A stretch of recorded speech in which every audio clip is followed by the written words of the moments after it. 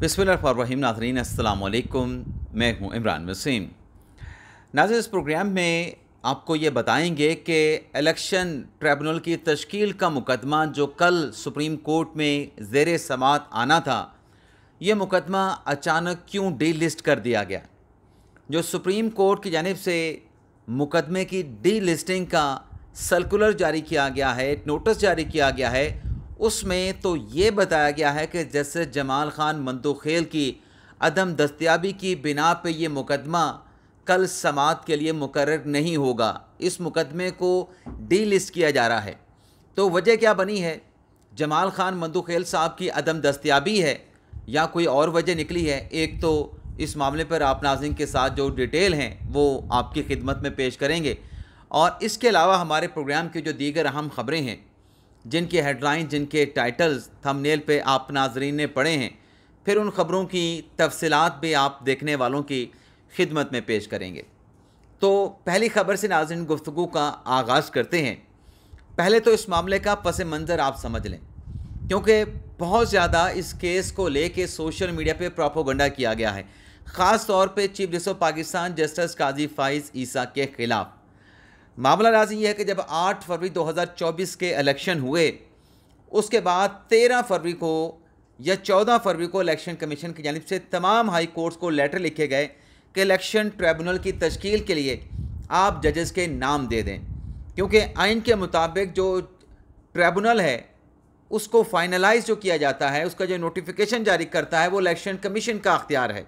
यानी election tribunal की जो तश्कील है वो इलेक्शन कमीशन फाइनली करता है। तो लाहौर, बाकी हाई कोर्ट से भी नाम आ गए, लेकिन लाहौर हाई कोर्ट ने 2 नाम दिए।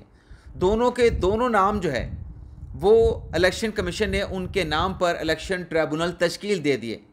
उसके बाद फिर एक और लेटर जाता है और लाहौर हाई कोर्ट से मज़ीद 6 जजेस के नाम आ जाते हैं, और फिर मामला इस नुक्ते पे जाकर रुक जाता है कि हमें 6 जजेस के नाम देने के बजाय 6 ट्रिब्यूनल की तश्कील के लिए अलग अलग जो है आप जजेस का पैनल दे दें। इस पे डेडलॉक पैदा हो जाता है, और सलमान अकरम साहब पाकिस्तान तहरीक इंसाफ के जो कैंडिडेट थे कौमी असम्बली के लाहौर से, वो एक पटिशन लेके लाहौर हाई कोर्ट में चले जाते हैं।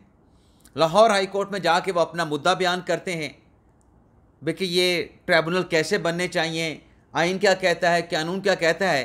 जैसे शाहिद करीम साहब उस पर हुक्म सादिर फरमा देते हैं कि ये जो 6 नाम जस्टिस शहजाद मलिक साहब ने बतौर chief justice Lahore high court दिए थे, उन्हें इलेक्शन कमीशन नोटिफाई कर दे इलेक्शन ट्रिब्यूनल के तौर पे, और अगर इलेक्शन कमीशन की जानिब से उन 6 जजेस के नामों को ट्रिब्यूनल के तौर पे नोटिफाई ना किया गया तो फिर ऑटोमेटिकली ये ट्रिब्यूनल बन जाएंगे, और लाहौर हाई कोर्ट उस हवाले से फर्दर जो नोटिफिकेशन है वो जारी कर देंगे। तो 1 माह का इलेक्शन कमीशन को वक्त दिया गया था। 1 माह के अंदर इलेक्शन कमीशन ने अमल दरामद नहीं किया, लेकिन उसके बाद चीफ जस्टिस शहजाद मलिक साहब ने इसी फैसले पे, शाहिद करीम साहब के फैसले पर अमल दरामद करते हुए जो ट्रिब्यूनल था उसको नोटिफाई कर दिया। 6 के 6 ट्रिब्यूनल नोटिफाई कर दिए गए, मजमूई तौर पे 8 ट्रिब्यूनल बन गए, और उन्होंने काम शुरू कर दिया। इस पे यह हुआ कि इलेक्शन कमीशन ने सुप्रीम कोर्ट में अपील दायर कर दी।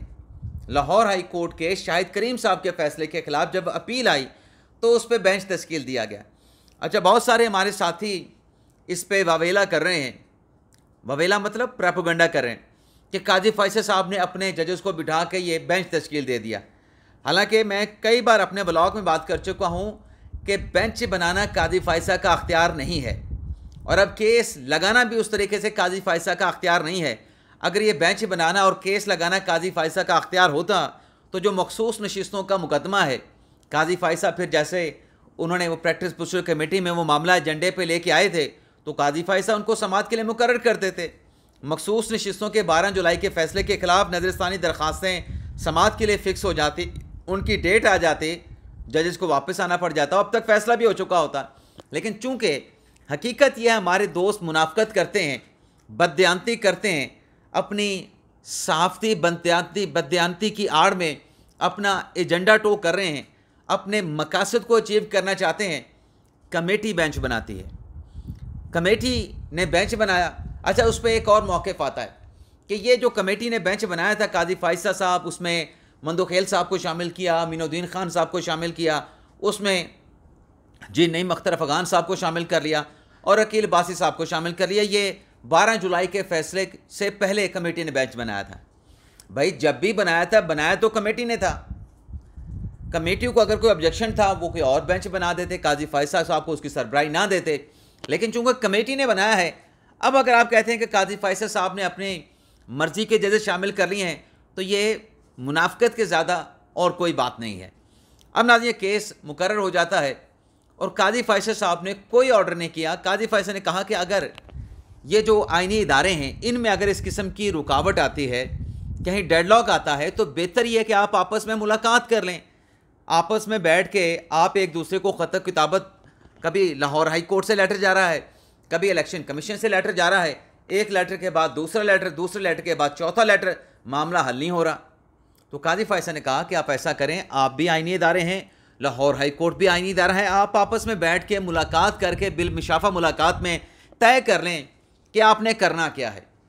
सिर्फ इतना सुप्रीम कोर्ट ने, वो कहते हैं कि फैसिलिटेशन का किरदार अदा किया, जैसे इलेक्शन की डेट में फैसिलिटेशन का सुप्रीम कोर्ट ने किरदार अदा किया था, क्योंकि उससे पहले ना चीफ इलेक्शन कमिश्नर ऐवान सदर जा रहे थे, ना ऐवान सदर को इजलास बुला रहे थे इलेक्शन की डेट देने के हवाले से। हालांकि इजलास ना भी बुलाते, वो इलेक्शन की डेट का ऐलान भी कर देते तो इलेक्शन कमीशन को उस डेट पे इलेक्शन कराना पड़ता, या फिर उसके इकदाम या उस हवाले से स्टेप्स लेना पड़ जाते। लेकिन दोनों में वो कहते हैं कि डिस्टेंस था और आम इंतखाबात की डेट नहीं आ रही थी। फिर काजी फैसला साहब ने तहरीक इंसाफ की पटिशन को समाज के लिए फ़िक्स करके कहा दोनों आईनी ओहदेदारों से कि आपस में मिल बैठें और मिल बैठ के इलेक्शन की डेट दे दें। और फिर वो आपस में मिल बैठे और इलेक्शन की डेट आ गई 8 फरवरी की। 8 फरवरी का इलेक्शन हो गया। अब यह ट्रिब्यूनल का मसला बना हुआ है।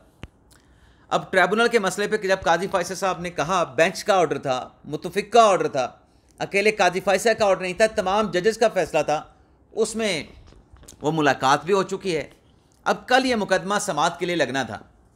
अब कल के मुकदमे की समाअत से पहले आप ये देखें कि कैसा तूफ़ान बर्पा किया गया, कोहराम मचा के रखा गया।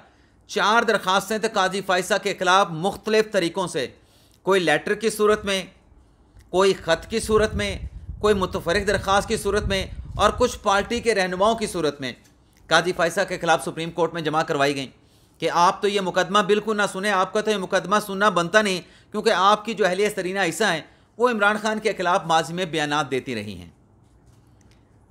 अब इस पर भी मैं आप नाज़रीन के साथ, शायद जिन्होंने नहीं सुना हमारा व्लॉग, मैं उनको दोबारा बता देता हूँ कि बंदियाल साहब की खुशदामन की ऑडियो आई। बंदियाल साहब ने वो खुशदामन की ऑडियो से मुतल्लिक मुकदमा खुद सुना, खुद बेंच में बैठे। जब एतराज़ किया गया तो ये पीटीआई वाले थे, पीटीआई के वकला का विंग था जो कह रहा था कि नहीं, बंदियाल साहब को अपनी खुशदामन, अपनी सास साहबा के ऑडियो लीक के हवाले से मुकदमा सुनना चाहिए। ये कोई मफादात का टकराव नहीं, उनको सुनना चाहिए। ये बेबुनियाद इल्ज़ामात लगाए जा रहे हैं, बेबुनियाद एतराज़ात घड़े जा रहे हैं। आज तो ऐसी कोई बात नहीं। अगर अहलिया ने उस वक्त स्टेटमेंट दिए थे, अहलिया के ऊपर ही वो लंदन फ्लैट का जवाज़ बना के, बुनियाद बना के रेफरेंस दायर किया गया, तो उस रेफरेंस का क्या बना था? काजी फैसला साहब ने कहा था कि ये बच्चों के प्रॉपर्टी हैं, अहलिया के प्रॉपर्टीज़ हैं, वो बालिग हैं, अपना टैक्स देते हैं, टैक्स पेयर हैं, मेरा उससे क्या के साथ क्या ताल्लुक़ है? अब वही नया जवाज़ दोबारा से तराशा गया है कि सरीना ईसा ने इमरान खान के ख़िलाफ़ बयानात दिए थे और काजी फैसला ने उन बयानात से डिस्टेंस अख्तियार नहीं किया। अब जो पाकिस्तान में प्रिंसिपल तय है उसके मुताबिक अगर किसी जज पे एतराज़ आना है, उस जज ने ही फैसला करना है। तो कल इन एतराज़ात का फ़ैसला हो जाना था और एक इल्तवा की दरख्वास्त भी दायर की गई सलमान अकरम राजा की तरफ से कि हामिद खान साहब पाकिस्तान में नहीं हैं, वो जब तक पाकिस्तान में वापस नहीं आते, 6 सितंबर को उन्होंने वापस आना है, आप इस मुकदमे की समाअत मुलतवी कर दें। आज भी प्रेस कॉन्फ्रेंस की गई पीटीआई के लोगों की जानिब से संडे के रोज़ ख़ास तौर पे सुप्रीम कोर्ट पे दबाव डालने के लिए। और मैं हैरान होता हूँ, वो जो 6 जजेस के लेटर की बात करते थे कि जजेस के ऊपर बड़ा दबाव आ गया, वो जी जजेस के ऊपर बड़ा प्रेशर है, जजेस के मामलात में मुदाखलत की जा रही है। ये जो इस किस्म का प्रेशर है, इस पर कोई भी नहीं बोल रहा। ना कोई जज लेटर लिख रहा है, ना कोई जज तौहीन अदालत का नोटिस ले रहा है, ना कोई जज रिमार्क्स दे रहा है। लेकिन बहरहाल हुआ नाज़रीन ये है कि रजिस्ट्रार ऑफिस की जानिब से कॉज लिस्ट जारी कर दी गई है, मतलब सर्कुलर जारी किया गया है, जिसमें कहा गया है कि यह मुकदमा डी लिस्ट कर दिया गया है। अब इस डी लिस्टिंग पे कुछ कह रहे हैं कि जी तहरीक इंसाफ कामयाब होगी जी, जिस तरीके से हमने तगड़ा बयानिया बनाया, एतराज़ात फ़ाइल किए, इल्तवा की दरख्वास्त दी और प्रेस कॉन्फ्रेंस की, तो काजी फ़ैसल आ गया। काजी फ़ैसल ने मुकदमा सुनने से इनकार कर दिया, केस को डी लिस्ट कर दिया। अब इतने अरसे के बाद ये इसलिए लगा था ताकि मुशावरत के हो जाए और मुशावरत में मामला तय पा जाए, तो वो रिपोर्ट आ जानी थी। अब आज जस्टिस जमाल खान मंदुखेल साहब की अदम दस्तियाबी लिखी गई है उस नोटिस में कि वो दस्तियाब नहीं है, तो लिहाजा केस मुलतवी किया जा रहा है। और ये बात बिल्कुल दुरुस्त है, कोई और वजह नहीं, कोई पीटीआई का दबाव नहीं, कोई पीटीआई का प्रेशर नहीं, पीटीआई के हथकंडों की वजह से केस डी लिस्ट नहीं किया गया। जैसे जमाल खान मंदुखेल साहब कोयटा रजिस्ट्री में मुकदमात की समाअत कर रहे थे, उन्होंने आज इस्लामाबाद पहुंच जाना था। कल से जो मंसूर शाह साहब का बेंच है उसमें बैठ के मुकदमात की समाअत करना थी और फिर 11:30 बजे ये मुकदमा ज़ेर समाअत आना था, लेकिन अल्लाह को कुछ और ही मंजूर होता। हुआ ये है कि जैसे जमाल खान मंदुखेल साहब के चचा क़ज़ा इलाही से इंतकाल फरमा गए हैं। उनके इंतकाल की वजह से मंदुखेल साहब जो हैं वो इस्लामाबाद नहीं पहुंच सके। ज़ाहिर सी बात है कि आपका अगर करीबी रिश्तेदार उसका इंतकाल हो गया हो तो आपने आके सरकारी ज़िम्मेदारियां नहीं, आपने उस घर पे जाना है, आपका चचा है, आपके भतीजे हैं, बाकी फैमिली के मेम्बरान हैं, तो इस वजह से ये केस लिस्ट किया गया। कोई पीटीआई का प्रेशर नहीं था। तो हम मग़फ़रत करते हैं, मंदुखेल साहब के चचा का इंतकाल हुआ है, अल्लाह ताला उनकी मग़फ़रत फरमाए। मंदुखेल साहब को और बाकी जो वर्सा हैं सोगवारान में, जो पीछे फैमिली अरकान उन्होंने छोड़े हैं, अल्लाह ताला उनको भी सब्र जमील अता फ़रमाए और उनको सब्र अता करे, और जो जाने वाली ज़िंदगी है, जिनका इंतकाल हुआ है, उनको अपनी जवार रहमत में रखे। आमीन सुम्मा आमीन। इसके अलावा नाज़रीन, जनरल फैज़ हमीद साहब का जो मामला है, उस मामले के हवाले से आपके सामने है कि कुछ बड़ी गिरफ़्तारियाँ हुई। फैज़ हमीद साहब गिरफ़्तार हुए। फैज़ हमीद के बाद 3 साबिक़ फ़ौजी अफसरान, जिसमें 2 ब्रिगेडियर और 1 कर्नल को हिरासत में लिया गया। आईजी जेल खाना जात, उन्हें कस्टडी में रखा गया कई घंटों तक, और जो डिप्टी सुपरिटेंडेंट हैं अडियाला जेल के, वो बल्कि 2 डिप्टी सुपरिटेंडेंट अडियाला जेल के, 1 असिस्टेंट सुपरिटेंडेंट अडियाला जेल के और 6 छोटे स्टाफ के मुलाजमीन, उनसे पूछगिछ की गई। और कुछ और भी लोग हैं जो बताया जाता है, दावा किया जाता है कि वो ज़ेर हिरासत हैं।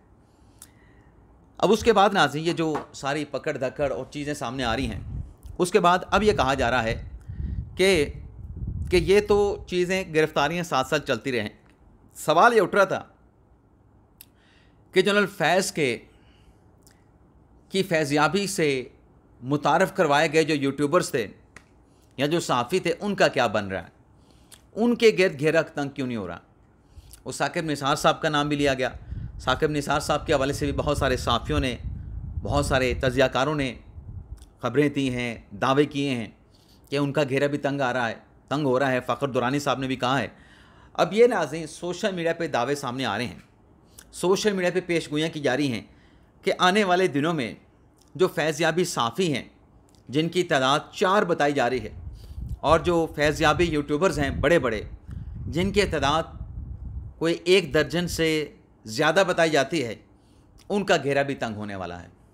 उनसे भी पूछगिछ की जाएगी, उनको भी मॉनिटरिंग में, निगरानी में रख लिया गया है, यानी उनके ऊपर पूरा चेक है, पूरी मॉनिटरिंग है, और उनसे कहा जा रहा है कि जल्द वो कहाँ से मिलते जुलते इंफॉर्मेशन या फीड ले रहे थे, तो उनसे भी पूछगिछ की जाएगी। तो ये भी एक चीज़ें सामने आ रही हैं, इतलात यानी मालूमात सामने आ रही हैं।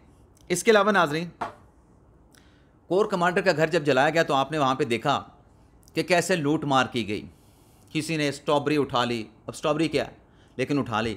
किसी ने कुर्सी उठा ली, मेज़ उठा लिया, लैपटॉप उठा लिया, किसी ने मोर उठा लिया, किसी ने कुछ और उठा लिया।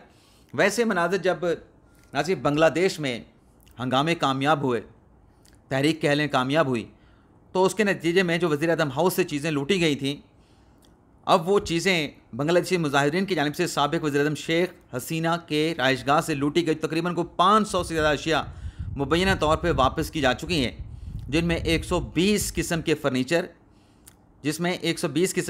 70 इलेक्ट्रॉनिक आलात, 150 गद्दे शामिल हैं। वज़ीर-ए-आज़म हाउस के गेट पर एक काउंटर कायम किया गया है ताकि लोग लूटे हुए अशिया वहाँ वापस जमा करवा सकें। चोरीशुदा सामान की वापसी उस वक्त शुरू हुई जब तलबा रहनुमाओं ने इसकी वापसी और वज़ीर-ए-आज़म की सरकारी रहायशगाह बहाल करने की मुहिम शुरू की थी।